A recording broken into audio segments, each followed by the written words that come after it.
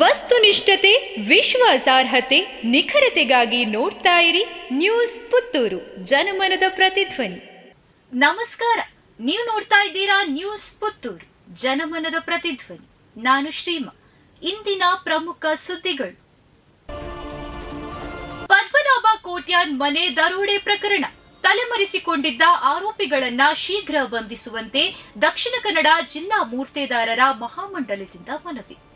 ಮಂಗಳೂರು ಗ್ರಾಮಾಂತರ ಪೊಲೀಸ್ ಠಾಣೆ ವ್ಯಾಪ್ತಿಯ ಉಳಾಯಿಬೆಟ್ಟುವಿನಲ್ಲಿ ಪದ್ಮನಾಭ ಕೋಟ್ಯಾನ್ ಅವರ ಮನೆಗೆ ಮುಸುಕುಧಾರಿಗಳು ನುಗ್ಗಿ ಮನೆ ಮಂದಿಗೆ ಹಲ್ಲೆ ನಡೆಸಿ ದರೋಡೆಗೈದ ಪ್ರಕರಣಕ್ಕೆ ಸಂಬಂಧಿಸಿ ತಲೆಮರೆಸಿಕೊಂಡಿರುವ ಪ್ರಮುಖ ಆರೋಪಿಗಳನ್ನು ಬಂಧಿಸಿ ದರೋಡೆ ಮಾಡಿದ ವಸ್ತುಗಳನ್ನು ವಶಪಡಿಸಿಕೊಳ್ಳುವಂತೆ ದಕ್ಷಿಣ ಕನ್ನಡ ಜಿಲ್ಲೆ ಮೂರ್ತೆದಾರರ ಮಹಾಮಂಡಲದ ಅಧ್ಯಕ್ಷ ಕೆ. ಸಂಜೀವ ಪೂಜಾರಿ ನೇತೃತ್ವದಲ್ಲಿ ಆಡಳಿತ ಮಂಡಳಿಯ ನಿಯೋಗ ಮಂಗಳೂರು ನಗರ ಪೊಲೀಸ್ ಆಯುಕ್ತರನ್ನ ಭೇಟಿ ಮಾಡಿ ಮನವಿ ಸಲ್ಲಿಸಿತು.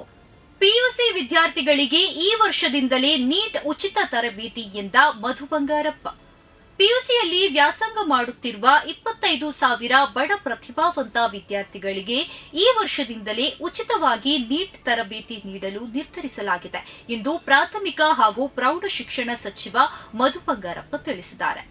ತಜ್ಞರು ರಾಜ್ಯದ 25,000 ಬಡ ಪಿಯುಸಿ ವಿದ್ಯಾರ್ಥಿಗಳಿಗೆ ನೀಟ್ ತರಬೇತಿ ನೀಡಲಿದ್ದಾರೆ. ಇದಕ್ಕಾಗಿ 12 ಕೋಟಿ ರೂಪಾಯಿ ಸರ್ಕಾರ ಖರ್ಚು ಮಾಡುತ್ತದೆ. ಆನ್ಲೈನ್ನಲ್ಲೂ ತರಬೇತಿ ನಡೆಯಲಿದೆ ಎಂದು ತಿಳಿಸಿದ್ದಾರೆ. ಷೇರು ಮಾರುಕಟ್ಟೆಯಿಂದ ಅಂಬಾನಿಗೆ 5 ವರ್ಷ ಬ್ಯಾನ್. ಷೇರುಗಳನ್ನ ಮತ್ತು ಹಣವನ್ನ ಬೇರೊಂದು ಕಂಪನಿಗೆ ವರ್ಗಾಯಿಸಿ ವಂಚನೆ ಎಸಗಿದ ಆರೋಪ ಎದುರಿಸುತ್ತಿದ್ದ ಉದ್ಯಮಿ ಅನಿಲ್ ಅಂಬಾನಿಗೆ ಷೇರು ಮಾರುಕಟ್ಟೆ ನಿಯಂತ್ರಕ ವ್ಯವಸ್ಥೆ ಸೆಬಿ ದೊಡ್ಡದೊಂದು ಶಾಕ್ ನೀಡಿದೆ.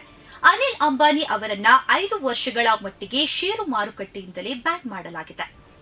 ಜತೆಗೆ 25 ರೂಪಾಯಿ ದಂಡವನ್ನ ಸೆಬಿ ವಿಧಿಸಿದೆ. ರಿಲಯನ್ಸ್ ಹೋಮ್ ಫೈನಾನ್ಸ್ನ ಕಂಪನಿಯಿಂದ ಹಣವನ್ನ ಬೇರೆಡೆಗೆ ವರ್ಗಾಯಿಸಿದ್ದಕ್ಕೆ ಕಂಪನಿಯ ಪ್ರಮುಖ ಅಧಿಕಾರಿಗಳು ಸೇರಿದಂತೆ ಅನಿಲ್ ಅಂಬಾನಿಗೆ ಸೇರಿದ 24 ಘಟಕಗಳ ಮೇಲೆ ಸೆಬಿ 5 ವರ್ಷ ನಿರ್ಬಂಧ ಹೇರಿದೆ. ಅಷ್ಟೇ ಅಲ್ಲದೆ ಆರ್ಐಎಚ್ಎಲ್ ಸಂಸ್ಥೆಯು ಷೇರು ಮಾರುಕಟ್ಟೆಯಿಂದ 6 ತಿಂಗಳು ನಿರ್ಬಂಧಿಸಿ 6 ಲಕ್ಷ ರೂಪಾಯಿ ದಂಡವನ್ನ ವಿಧಿಸಿದೆ. ಷೇರು ಮಾರುಕಟ್ಟೆಯಲ್ಲಿ ವ್ಯವಹಾರ ಮಾಡುವ ಯಾವುದೇ ಕಂಪನಿಯಲ್ಲಿ ಯಾವುದೇ ರೀತಿಯಲ್ಲಿ ಅನಿಲ್ ಅಂಬಾನಿ ಶಾಮೀಲಾಗಿರಬಾರದು. ಯಾವುದೇ ಕಂಪನಿಯ ನಿರ್ದೇಶಕ ಮಂಡಳಿ ಅಥವಾ ಇನ್ನಿತರ ಪ್ರಮುಖ ಹುದ್ದೆಗಳನ್ನು ಹೊಂದಿರಬಾರದು ಎಂದು ಸೆಬಿ ಕಠಿಣ ನಿರ್ಬಂಧ ವಿಧಿಸಿದೆ. ಬೆಳ್ಳಂಬೆಳಗ್ಗೆ ಪತ್ನಿಯನ್ನ ಕಡಿದು ಕೊಂದ ಪತಿ. ಪತಿಯೇ ಪತ್ನಿಯನ್ನು ಕಡಿದು ಕೊಲೆ ಮಾಡಿರುವ ಘಟನೆ ನಿನ್ನೆ ಬೆಳ್ಳಂಬೆಳಗ್ಗೆ ಕೋಟಾ ಪೊಲೀಸ್ ಠಾಣಾ ವ್ಯಾಪ್ತಿಯಲ್ಲಿ ನಡೆದಿದೆ. ಜಯಶ್ರೀ ಎಂಬವರು ಕೊಲೆಯಾದವರು. ಕಿರಣ್ ಉಪಾಧ್ಯ ಕೊಲೆ ಆರೋಪಿಯಾಗಿದ್ದಾನೆ. ಉಡುಪಿಯಲ್ಲಿ ಬ್ರಹ್ಮಾವರ ತಾಲೂಕಿನ ಸಾಲಿಗ್ರಾಮ ಕಾರ್ಕಳ ಕಡಿದ ಹೆಬ್ಬಾರಿ ಬಳಿ ಘಟನೆ ನಡೆದಿದೆ. ರಾತ್ರಿ ಫ್ಯಾನ್ಸಿ ಅಂಗಡಿಗೆ ಬೆಂಕಿ ಹಚ್ಚಿದ ದುಷ್ಕರ್ಮಿ. ಪುತ್ತೂರಿನ ಫ್ಯಾನ್ಸಿ ಅಂಗಡಿಯೊಂದಕ್ಕೆ ದುಷ್ಕರ್ಮಿಯೋರ್ವ ತಡರಾತ್ರಿ ಬೆಂಕಿ ಹಚ್ಚಿ ಪರಾರಿಯಾದ ಘಟನೆ ನಡೆದಿದೆ. ಪುತ್ತೂರಿನ ಮಾಯ್ದೆ ದೇವಸ್ ಚರ್ಚ್ ಬಿಲ್ಡಿಂಗ್ನಲ್ಲಿರುವ ಶಫೀಕ್ ಮಾಲಕತ್ವದ ಬ್ಲಾಕ್ ಡೈಮಂಡ್ ಫ್ಯಾನ್ಸಿ ಅಂಗಡಿಗೆ ತಡರಾತ್ರಿ ಬೆಂಕಿ ಹಚ್ಚಿದ್ದಾನೆ. ಹೆಲ್ಮೆಟ್ ಧರಿಸಿ ಬಂದ ದುಷ್ಕರ್ಮಿ ಫ್ಯಾನ್ಸಿ ಅಂಗಡಿಗೆ ಬಂದು ಪೆಟ್ರೋಲ್ ಸುರಿದು ಬೆಂಕಿ ಹಚ್ಚಿದ್ದಾನೆ ಎಂದು ತಿಳಿದು ಬಂದಿದೆ. ದಕ್ಷಿಣ ಕನ್ನಡ ಜಿಲ್ಲಾ ಬಿಜೆಪಿ ನೂತನ ಉಪಾಧ್ಯಕ್ಷ ಪ್ರಸನ್ನ ಮಾರ್ತಾ ಬಿಜೆಪಿ ಕಚೇರಿಗೆ ಭೇಟಿ.